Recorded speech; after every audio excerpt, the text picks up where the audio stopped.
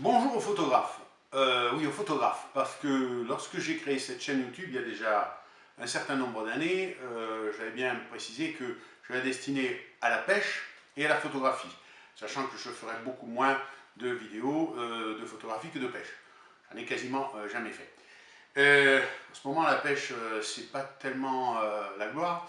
Et il m'est venu l'idée d'un sujet sur la photo qui parle du grand angle. Alors, euh, ceci, c'est un objectif que j'ai depuis assez longtemps, hein, en monture Nikon. C'est un Sigma 17-35, donc c'est un zoom grand angle, ouverture glissante 2.8.4, c'est pas le modèle professionnel, ouverture 2.8 constant, d'abord pour une question de coût, et aussi dans l'idée que quand on utilise enfin quand moi j'utilisais ce grand angle, c'était surtout pour faire du paysage, et qu'en paysage on cherche la profondeur de champ, donc on a tendance à diaphragmer, il a beaucoup plus fonctionné à f16 qu'à f2.8 ou 4. Euh, j'ai toujours été très content de cet objectif, c'est un objectif de qualité, mais je me suis rendu compte au fil du temps que je commettais des erreurs euh, en termes de qualité de photographie, hein, qualité de sujet, etc., un peu aveuglé par les capacités du grand angle. Et c'est de ça dont je voudrais vous parler un petit peu en vous montrant quelques photos. Euh, le grand angle, il a un intérêt, c'est que dès qu'on diaphragme un peu, on a beaucoup de profondeur de champ. Celui-là, en l'utilisant en 24-36, hein, je n'ai plus le chiffre en tête, mais en le mettant à 17 mm, en diaphragmant à 16, je dois avoir une profondeur de champ en calant à l'infini, de l'infini jusqu'à peut-être 30 cm ou quelque chose comme ça, et en utilisant l'hyperfocal, c'est-à-dire en faisant la mise au point sur ces 30 cm, je dois être pratiquement entre 15 et cm à l'infini. Je ne vais pas vérifier les chiffres, mais bon, c'est de cet ordre-là, c'est vraiment une très grande profondeur de champ. Alors on a un peu tendance à user et à abuser de cette profondeur de champ en se disant je vais mettre un gros plan, vraiment je vais mettre un premier plan très fort et puis j'aurai mon image derrière. Et c'est une erreur. Dans beaucoup de cas, ça affadit la photo et voilà, et ça donne quelque chose qui n'est pas heureux, qui n'est pas harmonieux. C'est ce que je voulais vous signaler et vous montrer. Ça ne veut pas dire que je n'utilise plus cet objectif, mais je le pousse moins dans ces derniers retranchements. J'ai tendance à considérer que le grand angle, voire le très grand angle, c'est surtout utile quand on manque vraiment de recul, pas tellement le choix. Et aujourd'hui, je préfère faire mes paysages avec des focales plus longues, voire même au téléobjectif, parce qu'on peut avoir de beaux paysages avec des focales longues, même si c'est a priori c'est pas ce vers quoi on va spontanément, hein, on va plutôt vers du grand angle. Mais si c'est vers du grand angle, je pense qu'il faut privilégier davantage le 35 ou le 28, voire le 24. Mais après, descendre vraiment dans les courtes focales, c'est prendre un risque. On va le regarder tout de suite avec des photographies qui sont mes photographies et je vais vous montrer des photographies que je juge pas bonnes. Voilà, tout simplement. On regarde ça tout de suite.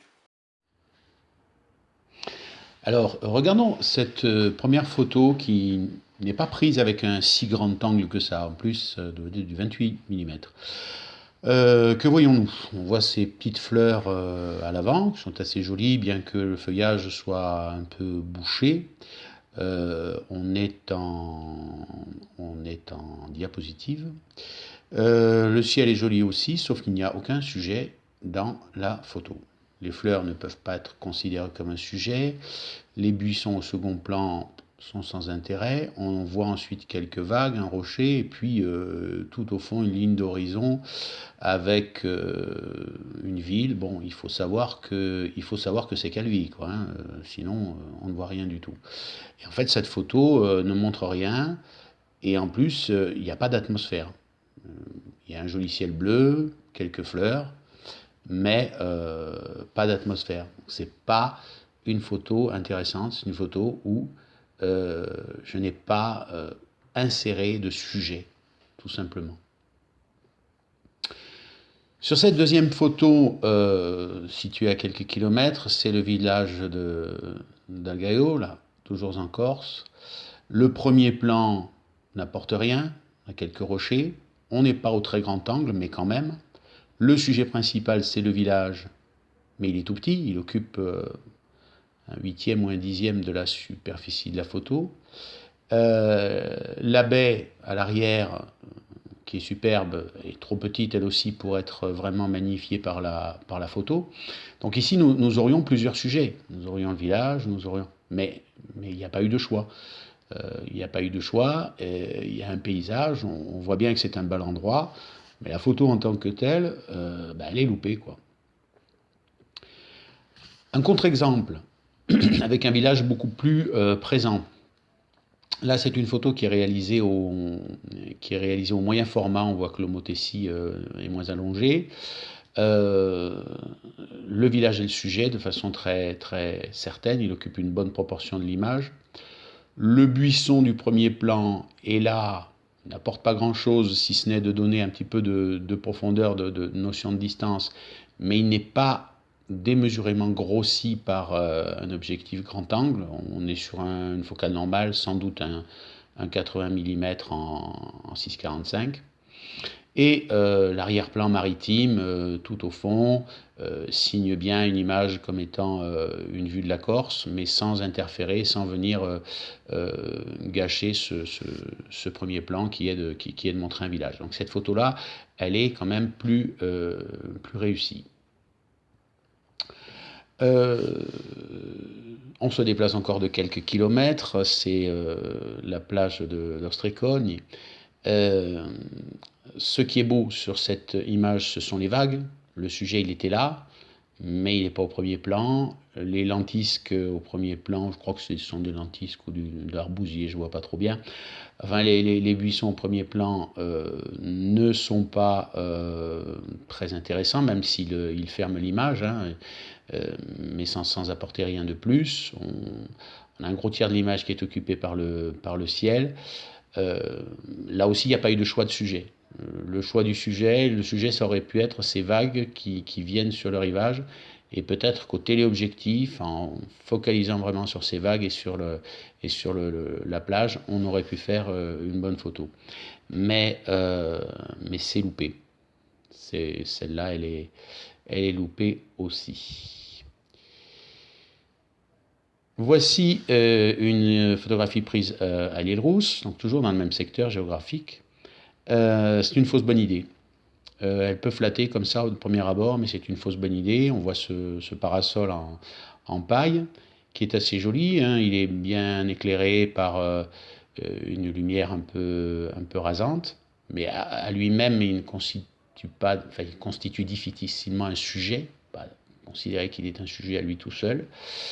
Le sujet ne peut pas être non plus le port et l'île à l'arrière-plan, parce que c'est trop petit, ça occupe une trop petite proportion de l'image. Et donc, quand on regarde cette image, on voit du bleu. On voit le bleu du ciel, on voit le bleu de la mer, il y a beaucoup de bleu. Mais finalement, même s'il se dégage une ambiance, certes, de vacances, de bord de mer, très vite, on se lasse de ce genre d'image qui n'a pas de consistance, qui n'a pas de force en elle-même, quoi. On change complètement de région, on doit être dans le centre de la France, quelque part vers l'Auvergne. Avec une focale beaucoup plus longue, on voit que on peut centrer un sujet. Le pré, au premier plan, ne présente pas d'intérêt, mais il ferme le coin de l'image et oriente le regard vers ces arbres dorés et verts. Voilà, donc l'image n'a rien d'exceptionnel, elle n'est pas époustouflante, mais on a une proportion du sujet dans le cadre qui est quand même plus importante, et au moins on a un point focal vers lequel porter notre regard. Voilà, tout arrive, qu'on vienne d'en bas à droite ou qu'on descende des montagnes, tout arrive sur ces arbres tout très dorés, sans doute éclairés là aussi au Au soleil couchant, on voit les ombres qui sont assez longues derrière, donc la lumière vient de la gauche, sans doute un avant-crépuscule, quoi. On retourne en Corse avec ce qu'on appelle un pagliaggio, un palier, cabane pour les bergers. Encore une fausse bonne idée, que font là ces chardons? Alors certes, ils sont bien éclairés, là encore en lumière de côté, mais j'aurais sans doute mieux fait de les écraser d'un coup de pied et de photographier le palier de face, frontalement, pour le montrer, pour faire une photo quasiment d'architecture. Là, oui, bon, il y a ce jeu de premier plan, sauf que, à le regarder au bout d'un moment, et ça gêne, quoi. Chardon du milieu, il bouche la porte, les buissons de gauche, ils cachent complètement le mur. Qu'apportent ces chardons? Rien. Peut-être celui de droite, on aurait peut-être pu laisser celui de droite. Il aurait fallu que je donne un grand coup de pied dans les autres pour dégager le bâtiment. Donc là encore, manque d'observation de la part du photographe. Même si les couleurs sont belles, on est toujours sur de la diapo, sans doute de la Provia. Toujours une vue de la Corse. Ici, le sujet, c'est la lumière, très clairement. Mais il y a un élément en trop. Le sujet, c'est la lumière qui fait briller la végétation du côté gauche, végétation qui ferme l'image et qui renvoie le regard vers les sommets enneigés. Et cette lumière des sommets enneigés, à son tour, éclaire le plan d'eau, avec ce reflet blanc qui est tout à fait joli. Sauf que le buisson de droite, même si lui aussi il est bien éclairé, il est doré, il n'a rien à faire là, quoi. Et les deux petits buissons du bas de l'image, bon, celui de gauche encore à la rigueur, il est tout petit, l'autre au milieu, il n'apporte rien, quoi. Je veux dire, c'est un élément parasite. Il aurait fallu cadrer un peu différemment, enlever ce buisson à droite qui est assez disgracieux et qui n'apporte rien. Il est ou trop visible, ou... je sais pas, ça me gêne, cette image-là me gêne, alors que tout est présent pour faire une très belle photo, peut-être avec une focale plus longue, en allant chercher le reflet des montagnes dans l'eau. Voilà, une erreur, même, bon, sinon la composition n'est pas pourrie, mais c'est pas tout à fait ça. On reste et on termine en Corse, c'est le phare de la Révélate, au sud de Calvi. Photographié cette fois avec un moyen format, 6,45 en diapositive. On n'est pas dans du grand angle, on a un premier plan, certes, mais il est modéré. On n'a pas un effet de rikiki sur l'arrière-plan comme les très courtes focales peuvent le donner. Le buisson avec les fleurs jaunes au premier plan guide le regard vers le phare qui est comme posé sur l'horizon, ça avait été une bonne remarque. Et de là, le regard se porte sur le ciel, revient vers qui est assez intéressant, hein, qui est structuré, revient vers la droite et s'arrête un petit peu sur ce petit bateau là, ce point blanc, cette voile, même si elle est toute petite, elle joue un rôle et ça nous permet de revenir dans la végétation en bas à droite de l'image. Et là, le regard va pouvoir refaire un tour.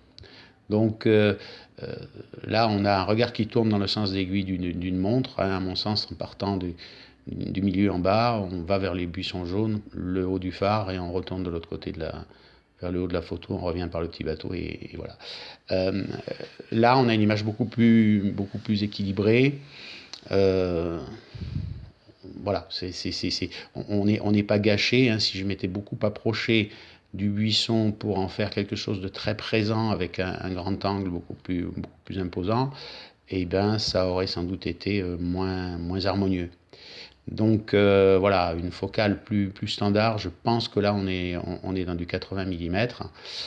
J'en suis pas tout à fait certain parce que bon, je n'avais pas noté à l'époque. Mais voilà. Voilà la dernière image que je voulais montrer avec une autocritique. Voilà, peut-être que ça aura pu intéresser quelques photographes, peut-être quelques pêcheurs, parce qu'on a le droit aussi d'être à la fois pêcheur et photographe. À une prochaine fois pour une autre vidéo, mais je ne sais pas quand.